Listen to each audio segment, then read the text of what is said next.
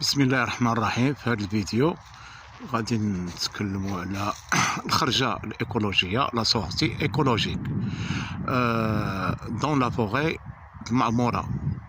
Donc on voit des arbres qui sont longs, de strates arborescentes, des arbres qui sont longs,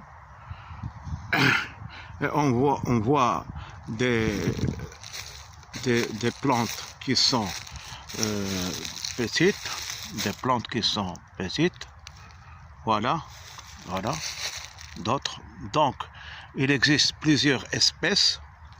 Par exemple, on a ici une espèce, et voilà comment elle se répète plusieurs fois. Une autre espèce, voilà, une autre, c'est notre espèce, donc ici c'est la même espèce, ici une autre espèce, et les arbres aussi sont d'autres espèces. Donc, on doit tout d'abord choisir le milieu de recensement. Le milieu de recensement doit être bien choisi. Il doit être loin des bordures, par exemple de la route, et loin d'autres milieux. Le milieu forestier doit être homogène pour que l'étude soit correcte. Il faut choisir le milieu. Le milieu doit être loin des côtés. Donc, après avoir choisi le milieu, on va faire le recensement des espèces végétaux. Donc, puisqu'il y a plusieurs espèces végétaux, on va faire le recensement.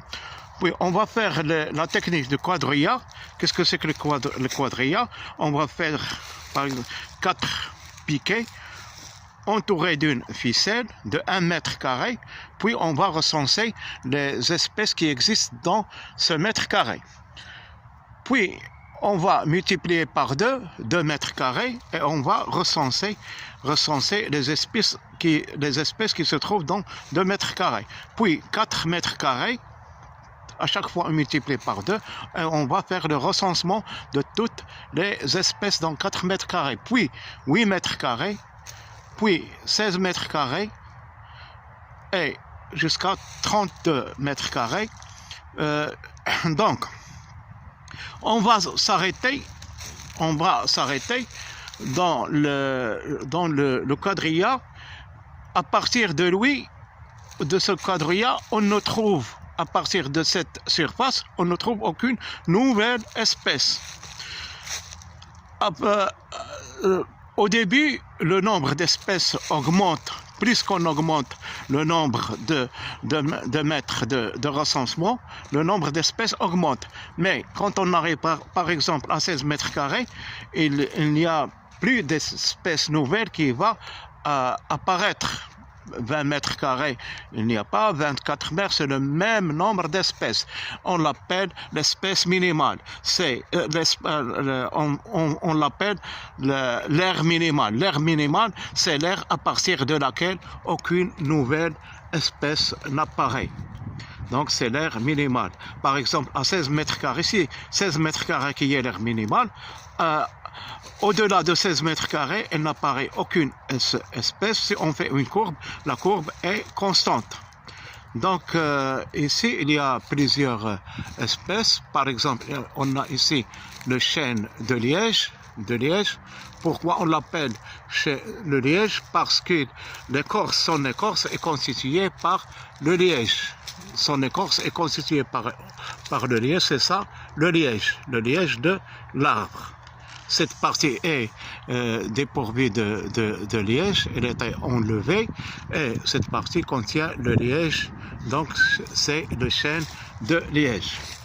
Donc il y a d'autres espèces, par exemple celle-ci, une autre espèce, et d'autres espèces, les espèces mycénales qui se trouvent enrasées avec le sol, et des espèces, le strate herbacé qui est un peu plus haut, le strate herbacé, puis le strate arbuste, c'est le moyen, et le strate arborescent, c'est le plus long. Alors, il y a une méthode pour qu'on calcule la hauteur d'un arbre, c'est la méthode du triangle isocèle. Comment on va faire? Par exemple, au départ, on va s'approcher de l'arbre, on va voir la hauteur, et on va fixer ma hauteur de cet arbre, puis je vais avancer, et je prends un triangle isocèle, et je vise l'arbre avec triangle isocèle jusqu'à ce que je vois le sommet. Après avoir vu le sommet, je vais m'arrêter à l'aide de ce triangle isocèle que je regarde. Alors, quand je vois le sommet de l'arbre, je m'arrête.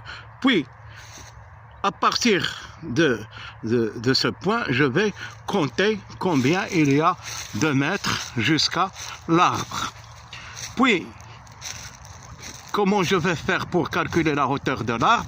Je vais ajouter le nombre de mètres que j'ai trouvé du point de mon arrêt jusqu'à l'arbre, puis je vais ajouter ma hauteur que je l'ai marquée sur l'arbre, donc c'est la hauteur de l'arbre. Merci.